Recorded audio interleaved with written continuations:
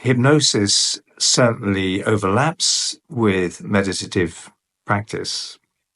So meditation really might be a passive way, or a more passive way, of using the REM state. The REM state is rapid eye movement state, which is commonly seen in dreams. So I'll talk very briefly about dreams and then meditation and hypnosis. So when you dream at night, and if you're not depressed, you'll be dreaming about 25% of your sleep time intermittently through the night. You are focused inward, and it's a very narrow focus. You live what you're imagining through the dream. Now, this is called paradoxical sleep because the state, the brainwave patterns and the immunity and the blood pressure and so forth, when you're dreaming is much more similar to how they are when you're awake than in the rest of your sleep, which is more restful, slow wave sleep.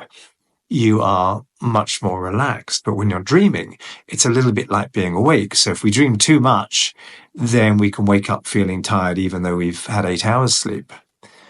So, but the rapid eye movement state, the REM state, can also occur during wakefulness.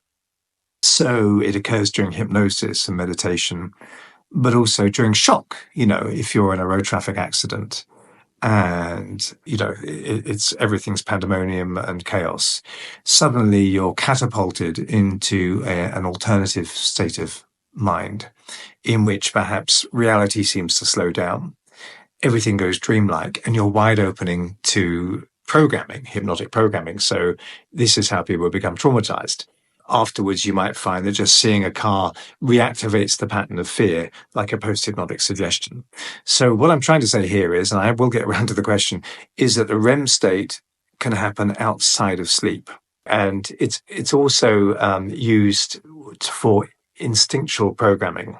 So the kind of learning that you don't, no one thinks I've learned to be traumatized, for example, or I've learned other ways of doing things. They just pick these things up, and it's through this sort of openness of a very narrowed focus of attention that occurs.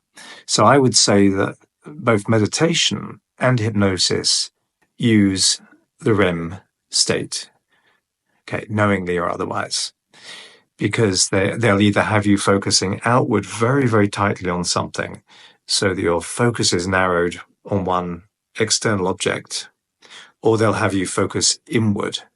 And that's how we use hypnosis. Hypnosis used to be, you have the swinging watch or so, just focus on my eyes, just focus on my hand or whatever.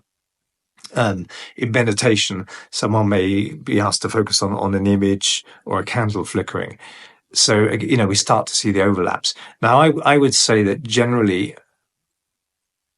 meditation is more passive than hypnosis. So you don't generally use meditation to overcome a phobia, for example, or to stop smoking, or to help your self-esteem, or to overcome depression necessarily.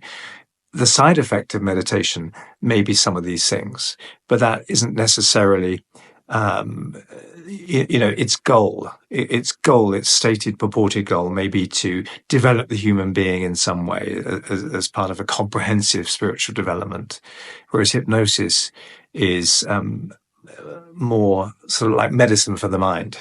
Okay, so those are a couple of differences. There are more differences, but I won't go into all of them right now.